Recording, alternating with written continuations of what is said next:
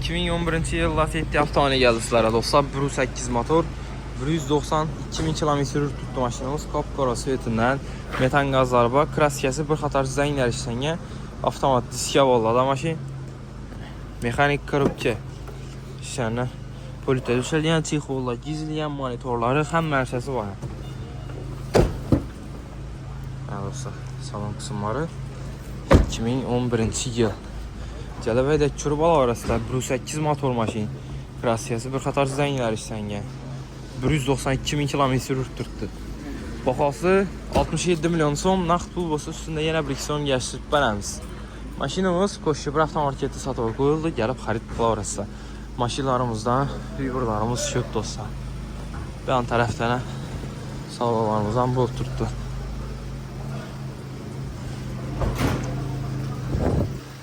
Arkadan isimsindən bir an tərəfdən matiz. Bir anda neyse haber, neyse ki avtomobillərini tapsazladı. Arkamda ise Lada Vesta Cruz, Lada X-Ray xullas maşinlardan bir burlakı gəlib xarid pula orası olsa.